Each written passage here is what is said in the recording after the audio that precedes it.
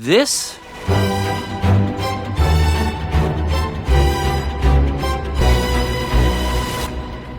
is iPhone 18 Pro. And with Apple's next big thing right around the corner ready to steal the show, it's important to remember that iPhone 18 Pro and iPhone 18 Pro Max are almost here too. The ultimate flagship feature this year? A variable aperture as part of the main camera right here on the back.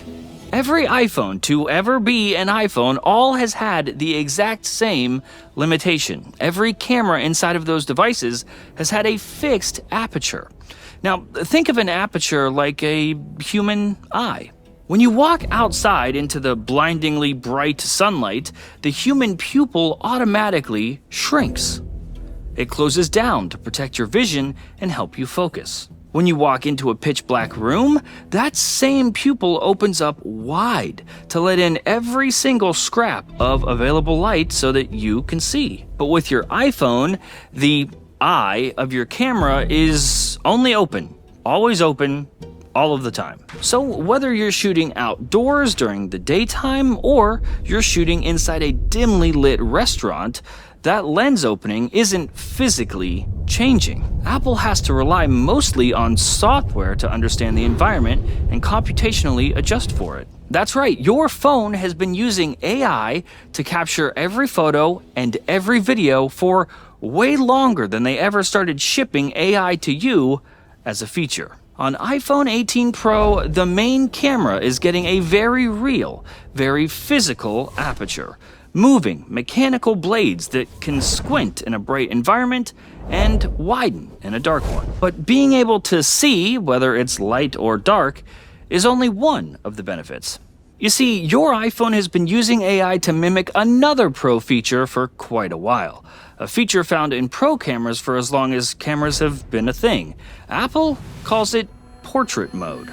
Your iPhone uses computational AI and data gathered by your LiDAR sensor, that is, if you have one, to recreate the smooth, shallow depth of field of a real camera. That's why, if you look closely, sometimes you'll notice areas that it struggles, like the edges of your glasses, or ears, or hair. Having the aperture wide open allows for real, actual, true bokeh, the fancy word they use for blurry background. And tightening the aperture, the same thing that allows your camera to see better in bright environments, also allows for authentic, deep depth of field, meaning more of what you see is in focus, the absolute opposite of a blurry background.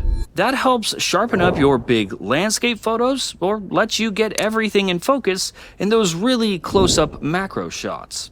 It's one of those changes that might seem small, but dramatically improves your experience over time. It makes shooting with your iPhone way more authentic, way more consistent, and brings it one step closer to feeling like an actual camera. That's enough to make this, at least for me, one of the best upgrades ever on an iPhone. In your life, you will lose a lot of money, and you'll lose a lot of things. But you'll always be able to earn more money and get more things. Time, however, you'll never get that back. Once it's spent, it's spent. And that is why the best camera you have is the one you have on you. The one that allows you to capture the moment quickly, reliably, consistently, before that moment is gone. And that is the real reason everyone uses an iPhone.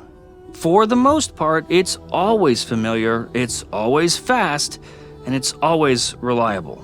No tinkering through settings, no guessing, point and shoot. So even though companies like Samsung have done variable aperture before, it matters a lot more when it lands on an iPhone. There's much more iPhone 18 Pro coming up, right after today's sponsor. Today's video is sponsored by WhisperFlow, because it's everything you always hoped voice-to-text would be. Let me show you. Hey Asher, really love the edit. Can we change a few things? I need the background music to be louder. No, I mean quieter. The contrast needs to be dialed back a bit, and I'd like to cut 30 seconds out of the timeline somehow. Can we make this work? Let me know. In real time and automatically, WhisperFlow understands names, lists, formatting, and more. But most importantly, it understands what you actually meant to say. Mistakes that you made while speaking, your your uhs, it heard them. It didn't type them. Whether your style is more casual, excited, or formal, WhisperFlow makes sure that your messages, your emails, your notes still sound like you. It works in all of the apps you already use and on all of the devices you already use. It's 4 times faster than typing, even on your best day. It's seamless, and it'll change your life. Click the link in the description right now to try it today and get 1 month of WhisperFlow Pro for free. The design for iPhone 18 Pro is staying the same, and it's staying aluminum, for better or for worse. Light blue, dark cherry, dark gray, and silver. Those are the colors shipping this year to help you and everyone else see that you did in fact buy the new one.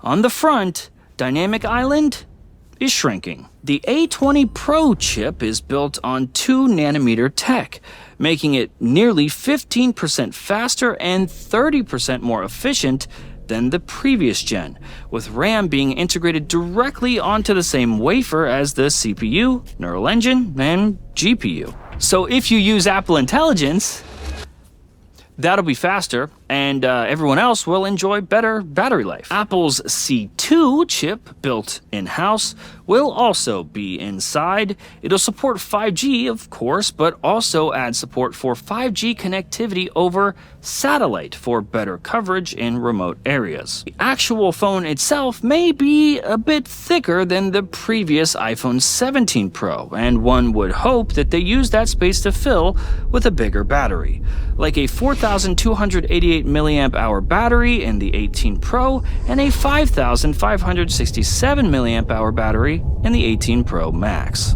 I think the harder to accept new feature this year would have to be the new price. After Apple raised their prices across the board for their products because of rising costs of RAM and storage, the new iPhones come with a bit more hesitation this time around from customers. Overall, a pretty standard update year over year for Apple's most important product.